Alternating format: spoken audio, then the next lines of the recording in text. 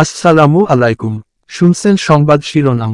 নবীনগরের মুক্তমঞ্চে মঞ্চায়িত হল ঐতিহাসিক যাত্রাপালা কাজল রেখা। এখন শুনবেন বিস্তারিত। বাঙালি সংস্কৃতির ধারক ও বাহক হিসেবে পরিচিত যাত্রাপালা একসময় শহর কিংবা গ্রামে রাতভর মঞ্চস্থ হতো।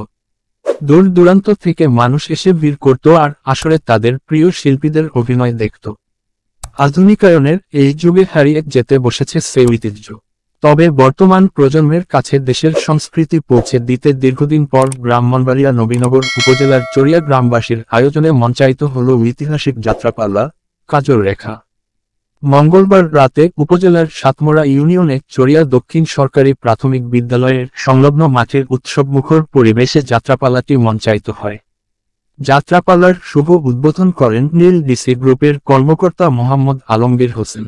বিশিষ্ট ব্যবসায়ী মোহাম্মদ সাইফুল আলম ভূঁইয়ার সভাপতিত্বে যাত্রাপালার প্রধান অতিথি হিসেবে বিএনপি নেতা কাজী নাজমুল হোসেন তাপসের পক্ষে উপস্থিত থেকে বক্তব্য দেন নবীনগর পৌরসভার সাবেক মেয়র মোহাম্মদ মাইনুদ্দিন মাইনু।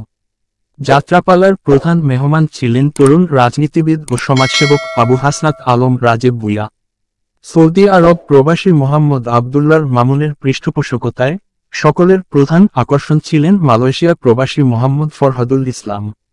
শামসুল হক রচিত ও আলাউদ্দিন নসুর পরিচালিত ঐতিহাসিক যাত্রাপালা কাজল রেখা মঞ্চায়নের সার্বিক তত্ত্বাবধানে ছিলেন যাত্রাদলের সভাপতি মোহাম্মদ আশরাফুল আলম ভূঁইয়া, সহসভাপতি মোহাম্মদ জয়নাল মিয়া, ম্যানেজার মোহাম্মদ রুবেল মিয়া, কাশিয়ার মোহাম্মদ মনির হোসেন, কাকুন ফ্যাশন লিমিটেডের ব্যবস্থাপনা পরিচালক মোহাম্মদ ওয়াদুদ সওদাগর ও প্রবাসী শাহাদাত হোসেন, সৌদি আরব প্রবাসী মোহাম্মদ রাশেদ। এই সময় বাঙালির বিনোদনের অন্যতম বাহক যাত্রাপালা দেখতে মুক্তমঞ্চে ভিড় করেন কয়েক হাজার নারী পুরুষ সহ নানা বয়সী দর্শক। যাত্রা দেখতে আসা দর্শনার্থীরা জানান, এখন কোথাও যাত্রাপালা হতে দেখি না, এখানে যাত্রাপালা হবে শুনে দেখতে এসেছি।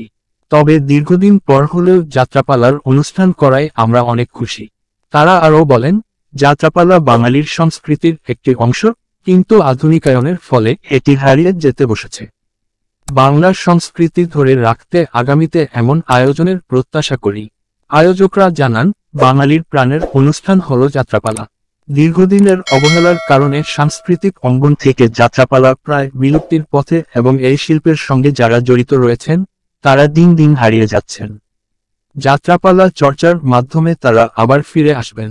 আয়োজকরা মনে করেন, এই শিল্পটির পুনর্জাগরণ দরকার, তাই তাদের সবার প্রত্যাশা সমাজের সকল স্তরের মানুষের সহযোগিতায় আবারও বাঙালি প্রাণের সংস্কৃতি যাত্রাপালা পূর্বের মতো মঞ্চায়িত হবে।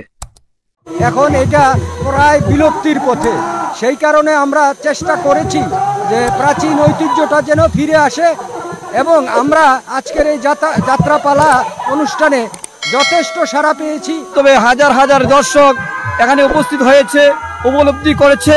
ভবিষ্যতে আরো চেষ্টা করব বড় ধরনের একটি অনুষ্ঠান করার জন্য। আজকে যে যাত্রাপালাটি কাজল রেখা অনুষ্ঠিত হতে যাচ্ছে, আমি অত্র এলাকার সাতপুর ইউনিয়ন এবং জিরতপুর ইউনিয়ন বাসীকে আমি সালাম ও শ্রদ্ধা জানাই এবং ভালোবাসা জানাই।